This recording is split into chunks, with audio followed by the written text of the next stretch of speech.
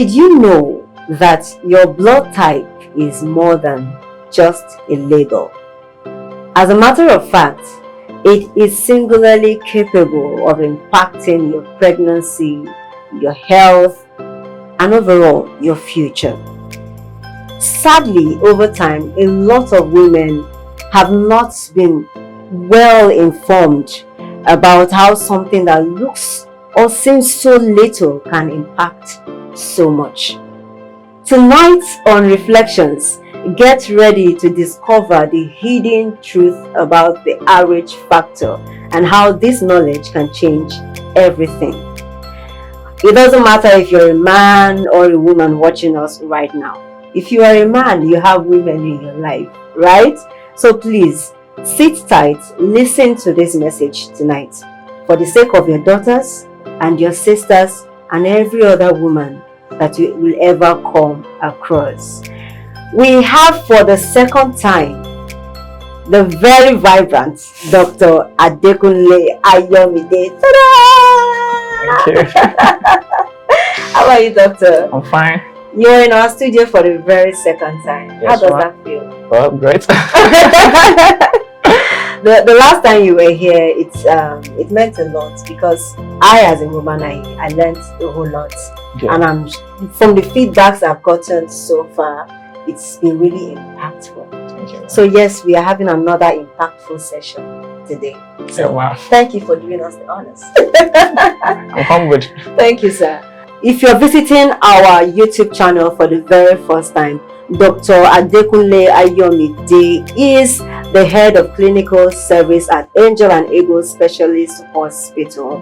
He's a very vibrant young man who is passionate about sharing everything that he knows, to save lives and keep people living healthy and better lives. So once again, Doctor, you're highly welcome. Thank you. On this week's episode of Reflections. Thank you. So today we are talking about the RH factor.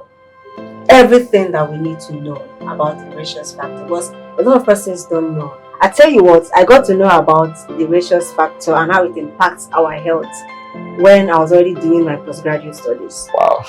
So all my life up until that time, I didn't know. I was just living my life, normal life. And there are a lot of persons like me that even till they become grandmothers, they don't know.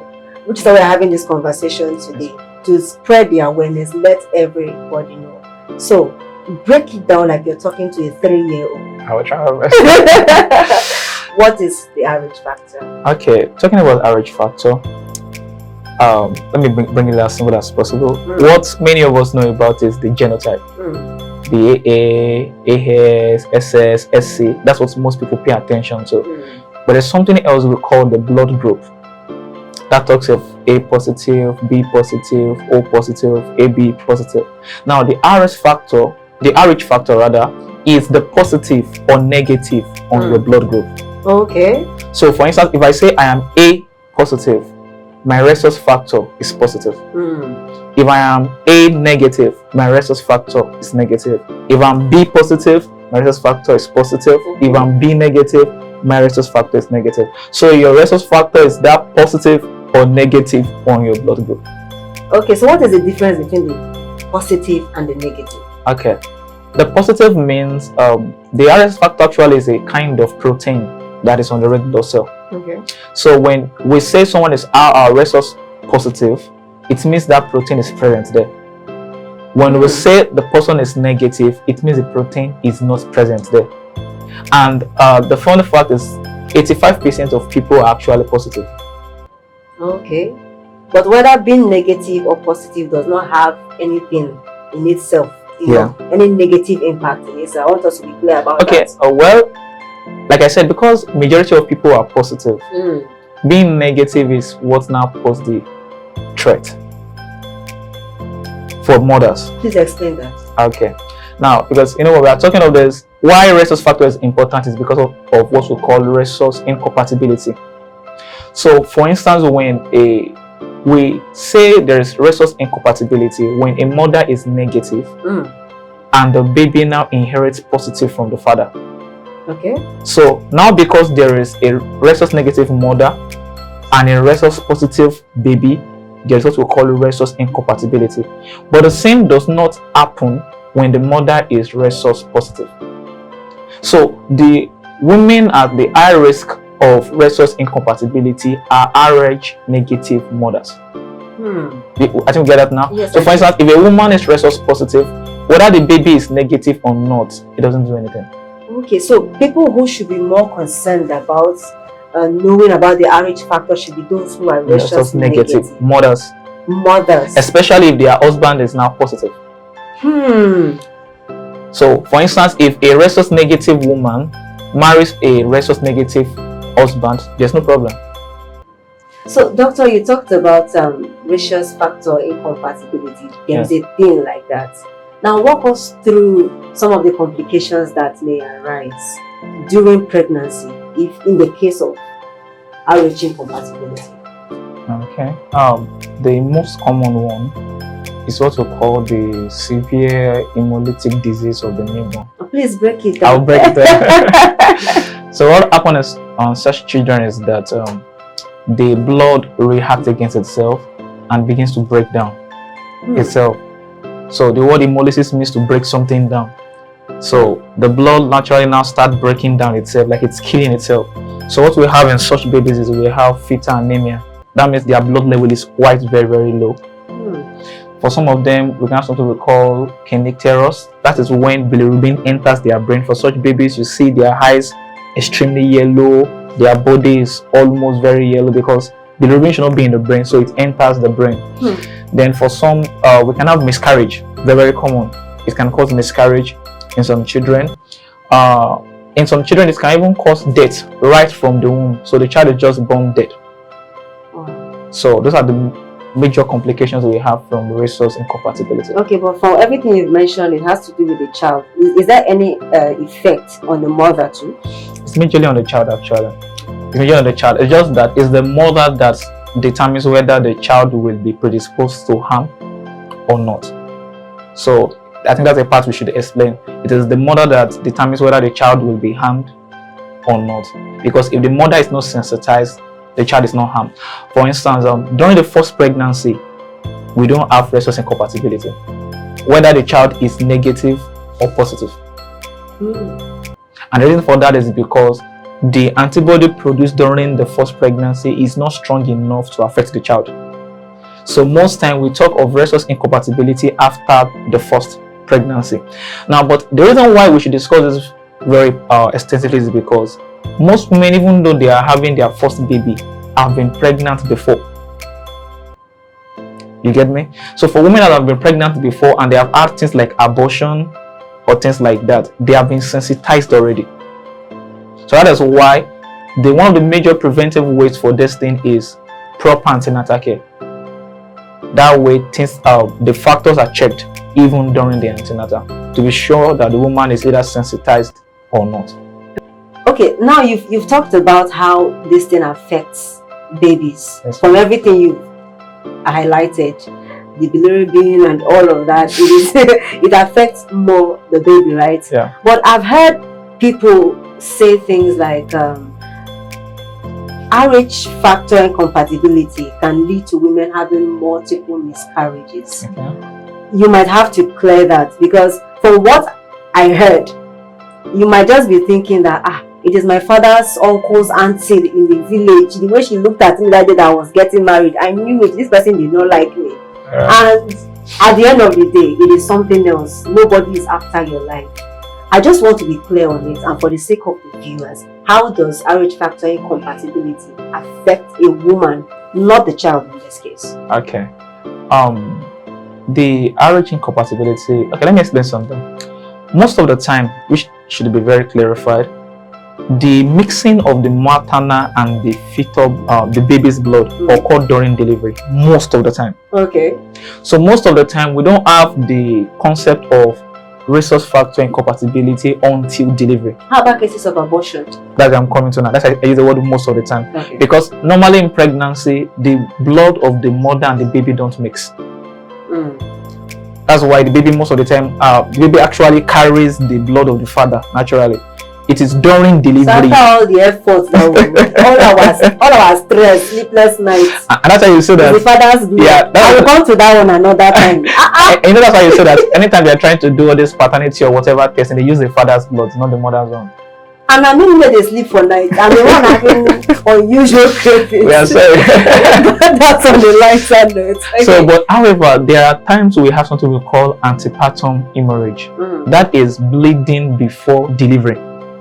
At such cases, the blood of the mother and the baby can mix. When things that predispose that happens, the woman can have recurrent miscarriage as a result of the rhesus factor. Because, like I said, the cells of the mother and the baby are now attacking each other because something makes their blood mix. So when we have bleeding before the normal time of delivery, it makes the blood of the mother and the child mix prematurely. So with that, we can have rhesus incompatibility, either killing the child or leading to miscarriage. Multiple miscarriages. Yeah. But now, is it possible for this issue to be? Is it treatable? Yeah.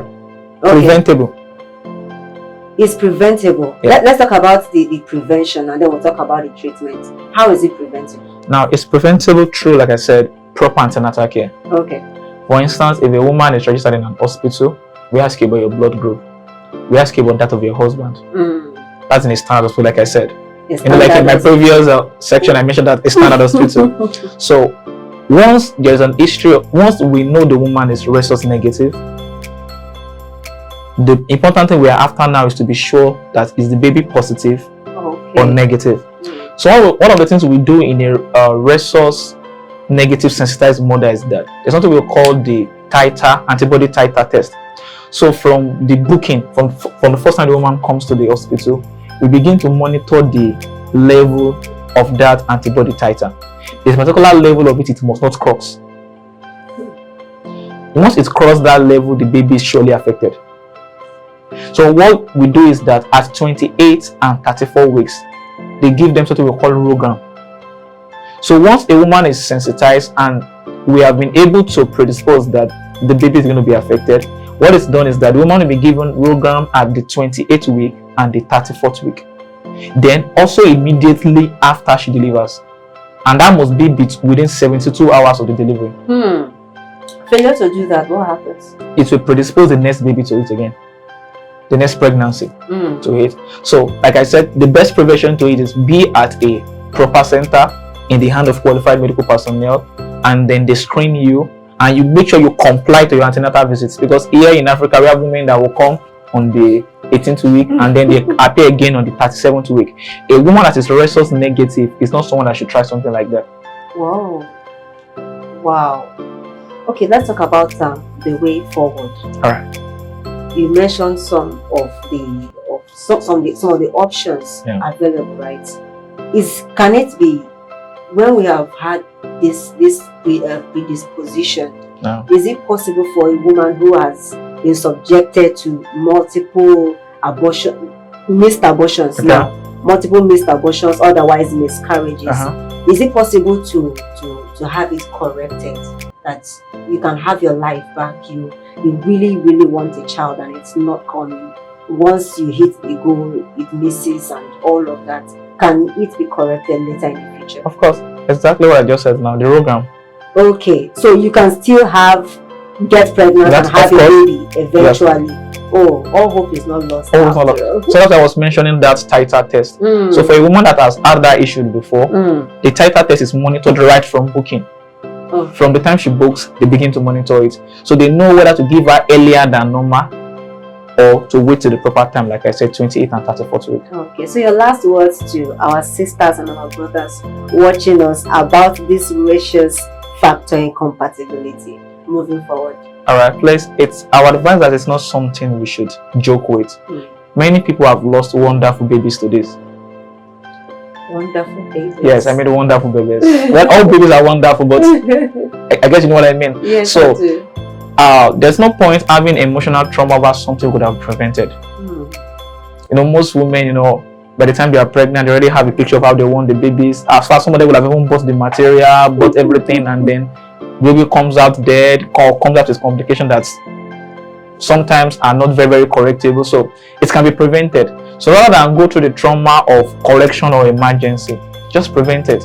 And I think this video will do a lot of good concerning that. Please, another thing I want to advocate for our women is, please, during your antenatal investigations and seeing the doctor, do not lie. Many women lie a lot. For instance, the way a doctor will approach a woman that has had abortion before is different from the way the doctor will approach a woman that is just conceiving for the first time. Most women have this thing like that. They don't like to count their abortion with their former pregnancies. Please tell us. It's very, very important. There's this thing we were taught in school then. They tell us that women tell the truth from here to here, but from here downwards they lie about it. Please learn to be factual. I remember one time a woman came to our hospital then, and then we asked her of her age, because it's very important concerning that pregnancy, and she told us she's 24 years old. And everybody literally screamed because she's looking 40. It's obvious she's above 35, and she was telling us she's 24. And we asked her severally. She insisted. So please learn to tell the truth. These things help a lot in your management, especially when it comes to rhesus factor. If you have had a miscarriage before, you've had an abdominal trauma before, maybe someone eats you in your abdomen, it's one of the things I should have mentioned. Please let it be said. There's no point lying about it. The doctors are like this. A good doctor is a confidential person, so your information is going nowhere. I want to add that. So thank you, doctor, for being on the show with us today. That was quite an informative session. And one thing I've learned from this session today is that when certain things begin to happen, one of the first things you should do is to do the necessary investigations. Yes, not that your first point of action should be to blame somebody in your family or your village or something like that. When we say police is your friend, make your doctor your best friend, because we need to live healthy and better lives for us to enjoy this place that we call Earth. Until I come your way again next week, I remain your humble host, Cynthia Otuwaribo, signing out.